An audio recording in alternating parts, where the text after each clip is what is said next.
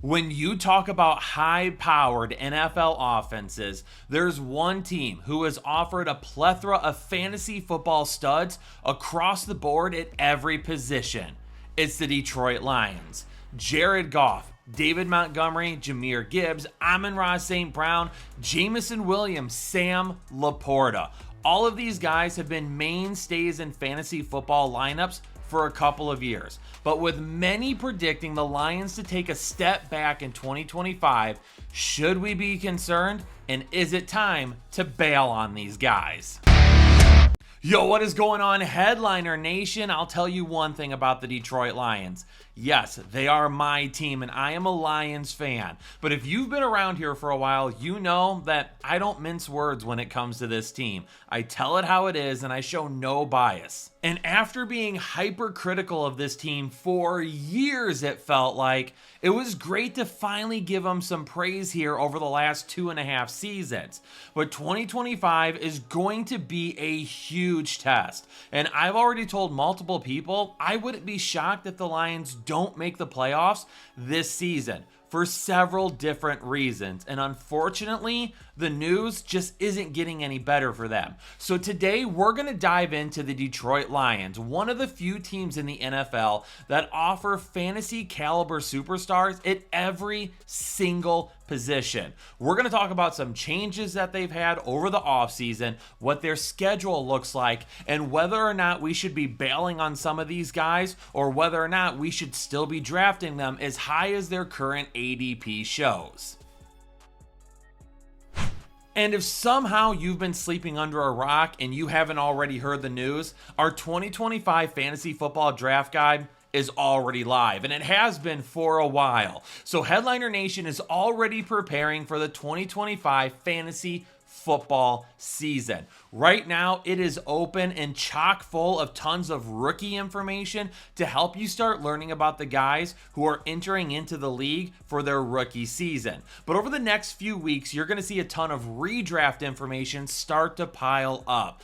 Player profiles, rankings, my exclusive dynamic running back rating, and lots more to help you dominate your fantasy leagues in 2025. And if you've been thinking about getting the draft guide and you just haven't done so, or you're new here and you like this video and think you may want to get our draft guide, just read the comments down below. Headliner Nation, if you've owned our draft guide in the past, let us know in the comments how well you've done with that information. And if you suggest to everybody out there whether or not they should be buying one for 2025, the best bang for your buck draft guide in the industry today is currently available at tfhdraftguide.com. There's a link down in the description below. Get yours right now and start getting ready to clean off that shelf for a fantasy football championship in 2025.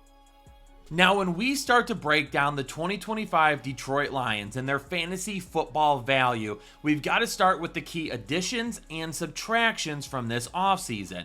And while the additions are not game-breaking at this point in time, there are a couple of major subtractions that are not going to be easy to fill. In the draft, there's a couple of key draft picks that could see time right away in 2025. Isaac Tesla, the big-bodied slot wide receiver, is one of those guys you could see start to get a little bit of time this season. But the big name that we're going to have to keep an eye on now is Tate Rutledge, the offensive guard out of Georgia that likely will be moving to center. And then here over the last week, for obvious reasons, they decided to add another center as well. From Arizona last season, a free agent, Tristan Colon. Now, these three guys, again, are not big name guys. They spent their first round pick on a defensive lineman. So there's nobody on the offensive side of the ball coming in that really changes the dynamic of what is going on.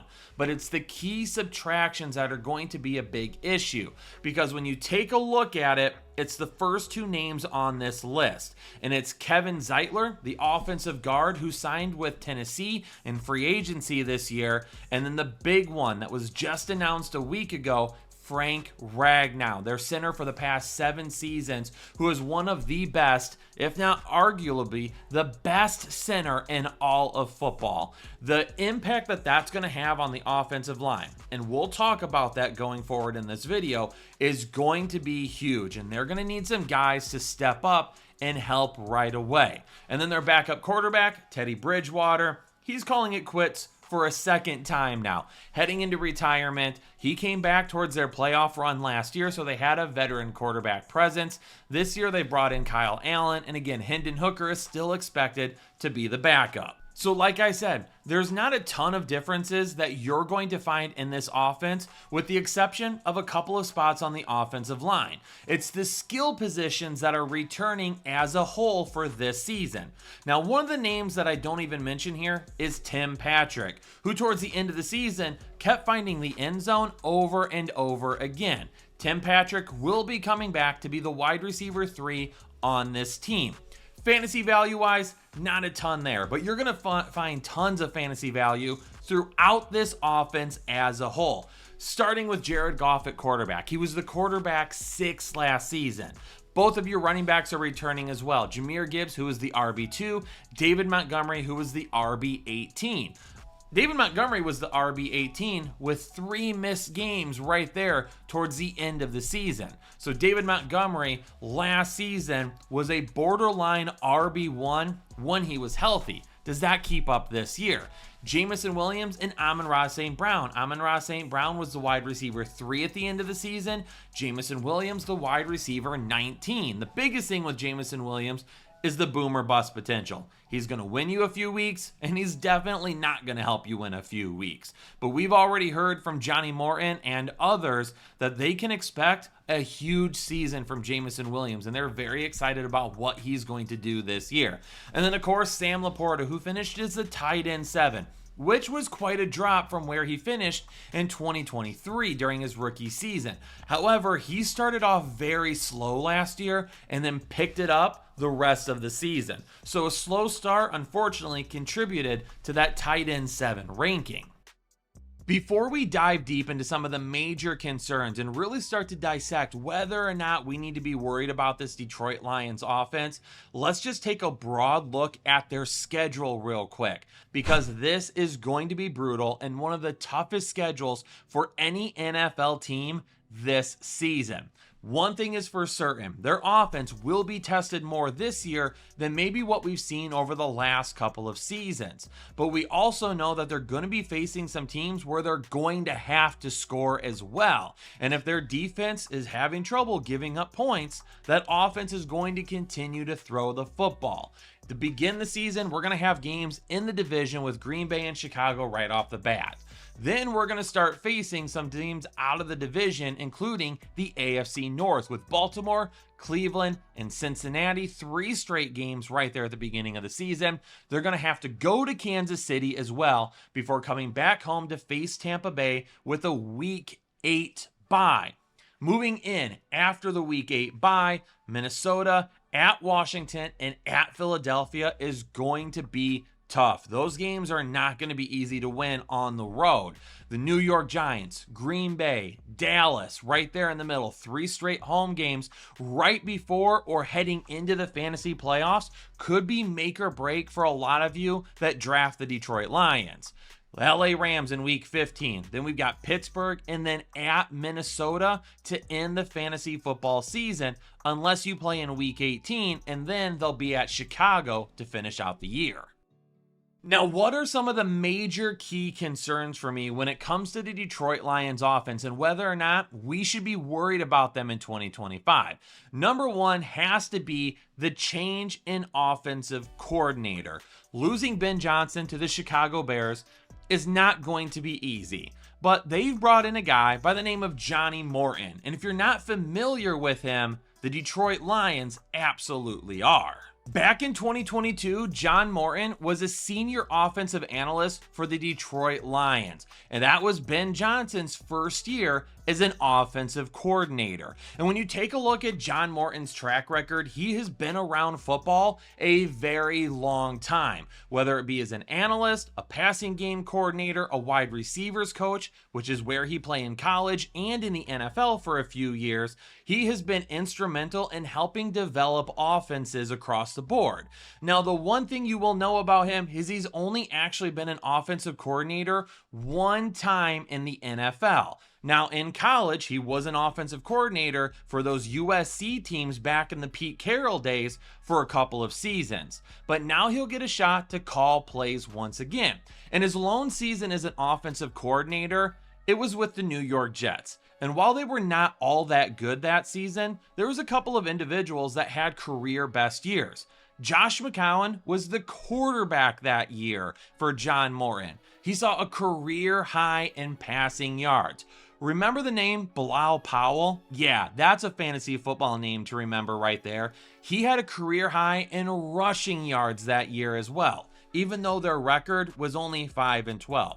So John Morton definitely can call offensive plays, and he can definitely help construct offensive game plans. Ben Johnson is on record saying that during his first year as offensive coordinator, John Morton was critical to helping him develop the game plans that he would use and develop throughout the 3 seasons as Lions offensive coordinator. So a lot of what Ben Johnson learned and did as a coordinator in Detroit came straight from John Morton, who now takes over the helm for him. And during that 2022 season, the Detroit Lions offense was 5th in the NFL, averaging 26.6 fantasy points per game. And that was an offense that did not include Sam Laporta and Jahmyr Gibbs. And also, Jameson Williams wasn't fully healthy at that point either. Just listen to this Detroit Lions offense back in 2022. Jared Goff was the starting quarterback, but when you take a look at the wide receivers, Amon-Ra St. Brown was coming into his own, a 1,000-yard receiving season in 2022. But their number 2 pass catcher was their running back, DeAndre Swift. Him and Jamal Williams led the backfield, clearly different than the Jahmyr Gibbs, David Montgomery backfield that we have now. From a wide receiver standpoint, outside of Amon-Ra St. Brown, Khalif Raymond, Josh Reynolds, and DJ Chark were the next 3 wide receivers in terms of targets. And TJ Hawkinson that year only played 7 games with Detroit. This team didn't have anything close to the weapons that they currently do. And between Johnny Morton and Ben Johnson, they were able to rank 5th in offensive points throughout the year. Not only does John Morton have a long history with Dan Campbell, but also the head coach that Dan Campbell gives a ton of credit to for helping develop himself, Sean Payton, which is where John Morton was the last couple of seasons. And we know last year with Bo Nix as a rookie quarterback, that offense in Denver looked way better than it had in years past. John Morton was critical in helping that offense develop with a rookie quarterback as well last season. He's also coached for guys like Pete Carroll in college. He's been with him for quite a while, and John Gruden as well. So his history as an offensive mind is definitely well established. And one huge important note to make here is that Jared Goff was a key part of the interview and hiring process when Detroit started looking for a new offensive coordinator. And the one guy that Jared Goff continued to say over and over he felt the best with was John Morton. People have spent weeks taking a look at the fact that the Lions are going to have a much tougher schedule and that Ben Johnson is going to be gone, and looking at those concerns for this team. However, the number one concern for the Lions now has to be their offensive line. Losing Kevin Zeitler in free agency to the Tennessee Titans was going to be a blow that they could still come back from. But the retirement of Frank Ragnow, the number 1 graded center in all of football per Pro Football Focus last season, is going to be extremely tough. This guy has been a mainstay for this offense for the last 7 seasons. Now, even though those two are going to be tough to replace, we can't overlook the fact that they're going to be bringing back good starters still. Taylor Decker, Penei Sewell, Graham Glasnow. All of these guys are very good offensive linemen, and all of them are ranked highly still by Pro Football Focus.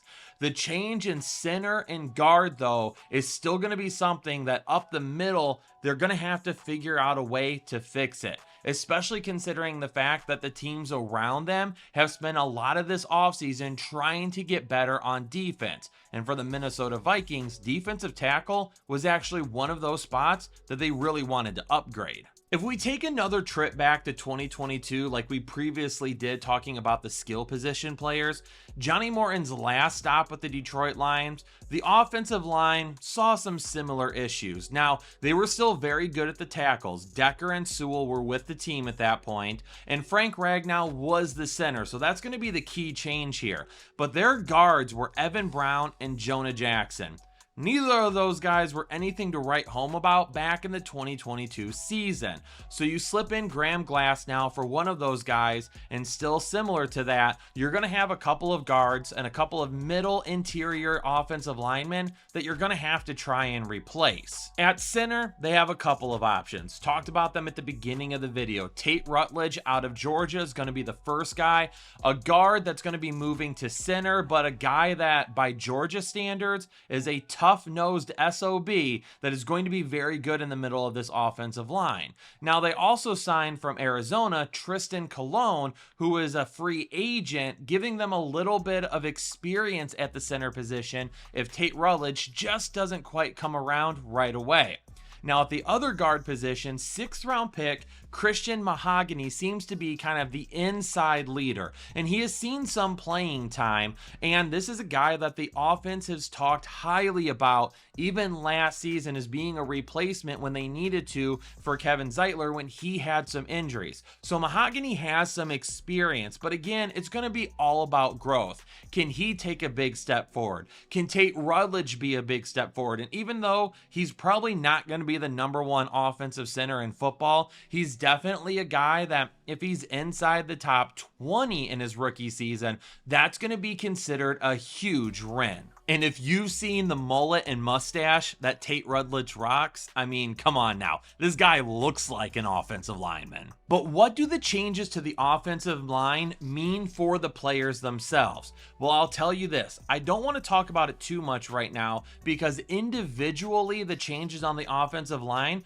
are going to affect different players. So at the end of this video, when I go through the entire Lions starting offense, I'll tell you who this affects the most. The final concern that we have to discuss about the Detroit Lions has to be their gauntlet of a schedule in 2025. And I already showed you the entire schedule with their defensive ranking next to it. But you have to keep in mind that their schedule includes 11 games against NFL playoff teams from last season. 11 of their 17 games. Things change from year to year, but a lot of these teams should still be very good. And the Lions are possibly going to face a more competitive schedule than what they saw over the last couple of years. A big factor in that, last season, they only played 2 games outdoors. And we know the Lions' numbers when they go from indoors to outdoors can be very different, especially for Jared Goff. But this season, 6 of their games will now be outdoors. And a couple of them are going to be very tough right in the middle of the year. Because if we go back, Week 10 at Washington, Week 11 at Philadelphia are not going to be fun. And even at the beginning of the year, Week 5 at Cincinnati, Week 6 at Kansas City are not going to be fun. Now, the Week 5 and the Week 6 matchup, the good news is more than likely we're not going to have to deal with like cold weather and wind at that point in time. The Week 10 and Week 11 matchup potentially could be a little bit different because we're going to be into November at that time frame. Now, November can still include some pretty warm days. And for Philadelphia and Washington, can you expect a ton of snow during that time? Maybe not, but those games will definitely be ones that we'll have to keep a little bit more of an eye on since we're making our way into November. Now, to close out the season, we're in a little bit of a better situation because after Week 11, when they're outside at Philadelphia, they are inside against the Giants, inside against the Packers, inside against the Cowboys, inside but on the road against the Rams, inside against the Steelers, inside but at the Minnesota Vikings. They wouldn't have to truly worry about a bad weather game until their first January game in Week 18 at Chicago. So while a lot of people may make the more outdoor games out to be a huge issue, the good news is those outdoor games will be earlier in the year when hopefully we don't have to worry about weather and wind nearly as much as we would when we get into those winter time frames. So now we've had an opportunity to discuss each of my main concerns for the Lions heading into 2025. But from an individual standpoint, how does this affect all of the starters on the offensive side of the ball from a fantasy standpoint? We're going to go through all of these guys and we're going to talk about their current average draft position. Now, we're very early into the redraft year. There's not a ton of people that are doing redraft leagues right now. So this ADP is going to be a mixture of your traditional redraft sites along with best ball ADP from our partners over at Underdog. First up, let's start Jared Goff, quarterback. Right now, his ADP has him sitting as the quarterback 11, 96 overall. And for Jared Goff, that's about the area where I would expect him to go. By the time redraft season comes here, I wouldn't be shocked if he slips to like QB 13, maybe QB 14. But for me, he's going to be right at the tail end of those QB 1s. He's already slipped a little bit because at one point in time, he was being viewed more as like the QB 9 in draft. So clearly, Frank Ragnow has definitely pushed him back a little bit here over the last week or so. And for Jared Goff, the pass rush up the middle could end up being an issue this season. The one reason I'm not super worried about Jared Goff is because he's going to be able to get the ball out quickly. Obviously, Sam Laporta, Jahmyr Gibbs, Amon-Ra St. Brown are the type of weapons where you can get the ball out fast and you can get the ball out quickly to these guys and let them make some plays. Coming in after that, Jahmyr Gibbs is the RB3, 5th overall, and then David Montgomery currently is the RB23, 61st overall. Jahmyr Gibbs, I'm not worried about in the slightest. Keep drafting him at the top of your drafts. Jahmyr Gibbs makes his money outside the tackles, whether it be in the passing game or running the football. Does he run the football up the middle? Yeah, absolutely he does.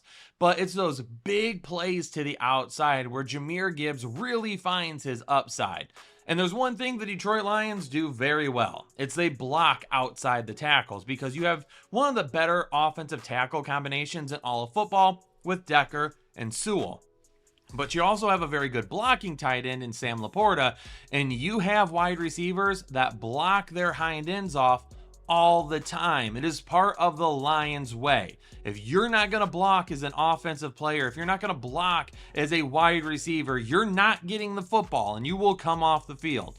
All of these guys, they love to block outside. So Jahmyr Gibbs on the outside doesn't worry me.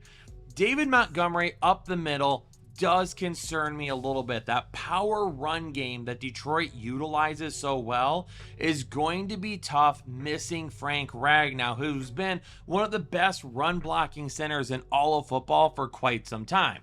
So when you take a look at David Montgomery, RB23, 61st overall, that is an area where I expect him to stay.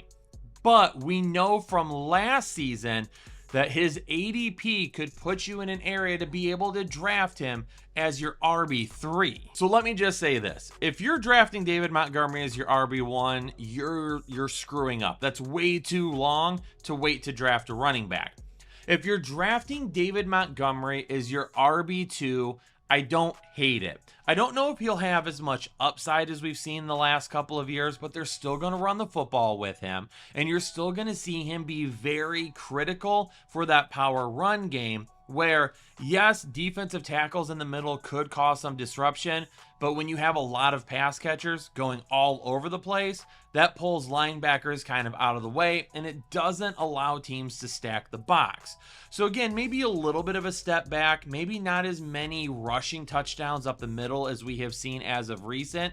But for me personally, I would like to draft David Montgomery as my RB3 and utilize him weekly as my flex player. That is where your bread and butter with David Montgomery is at. If you can utilize him as his flex every single week, you're going to get a really solid floor for a flex play, and you're going to have a guy that has really good upside for a flex play as well. And for the wide receivers, I mentioned the deep passing game just a minute ago.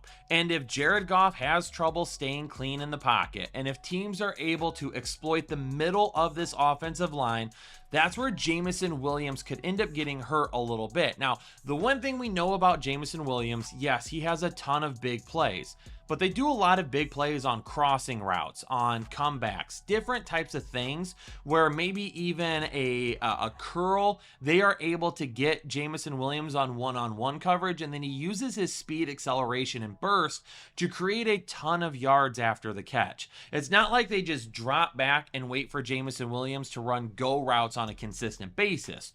Will he do that? Absolutely. But those are the plays where maybe he takes a little bit of a step back. To me, Jameson Williams is still a very good best ball draft pick. Right now, going as the wide receiver 27, 53rd overall, I'm okay with that. In redraft leagues, though, if you're going to be heavy with, let's say you go running backs early, a wide receiver 1 early, and then you have to decide between maybe a quarterback or a tight end. If you're drafting Jameson Williams as your wide receiver 2, I do not love that. Jameson Williams has to be a wide receiver 3 or 4 combo for you. Somebody that you have another consistent player with, where if Jameson Williams has a tough matchup, you can put a better player in. If he has a really good matchup, then you play him as your wide receiver 3 or maybe a flex player. Amon-Ra St. Brown is the wide receiver 5, 10th overall. I'm still good with that because even if things get a little dicey up the middle, we know with Amon-Ra St. Brown, boom, boom, boom, boom. The connection is there. He doesn't drop the football, score double-digit touchdowns. He's going to rack up 1,000 receiving yards. He's going to do everything that you need for Amon-Ra St. Brown to be a wide receiver 1 a majority of the season and give you a lot of wide receiver 1 games. Sam Laporta, to me, tight end 4, 63rd overall. I don't necessarily hate that for Sam Laporta. And really, Sam Laporta's ADP as the tight end 4 overall is going to depend on who you think that you would take after him that gives you more upside. We already know Brock Bowers, Trey McBride, George Kittle are going to be a mixture of the tight end 1, 2, and 3. Right now, going after Sam Laporta, we have TJ Hawkinson, Travis Kelce, Jonnu Smith, Evan Ingram, Mark Andrews, David Njoku. That becomes the question. What tight end offers you as much upside? What tight end has a better floor? TJ Hawkinson has 2 really good pass catchers in Jordan Addison and Justin Jefferson that he's going to have to deal with. Travis Kelce is not the tight end that he used to be. Jonnu Smith has Tyreek Hill. Jalen Waddle is very tied to Tua because if you don't have Tua, that offense as a whole can stink. Evan Ingram, new offense. Mark Andrews, touchdown dependent. David Njoku, who's the starting quarterback. So for me, Sam Laporta at tight end 4, I'm okay with that. That's fine because there's not a lot of tight ends after him that you can look at and say, this guy for sure has a better floor. And when you take a look at the ceilings of everybody, they're still very comparable to what Sam Laporta offers as well. But Headliner Nation, that's my breakdown of the Detroit Lions, a team with an offensive player set that is going to be very valued when it comes to fantasy football this season. But there's lots of questions and lots of concerns about whether or not this team can continue to put up the offensive prowess that they have over the last couple of years. So in the comments down below, let me know your thoughts. What do we think about the Detroit Lions entering in 2025 from a fantasy football standpoint? Are there guys that you're staying away from? Are there guys that you think are overvalued right now? And are there guys that you are drafting absolutely no matter what? And if you had concerns coming into this video, hopefully I helped rest assured that some of it isn't nearly as bad as what some people may be making it seem. But do me a favor on the way out of here, hit the like button, subscribe if you're new here, turn on the bell notifications so anytime we drop new content or go live, you'll know about it right away. For now, Headliner Nation, though, stay safe and healthy, and I'll catch you all on the next episode of the Fantasy Headliners. Analytics off the chain, all the channels not the same.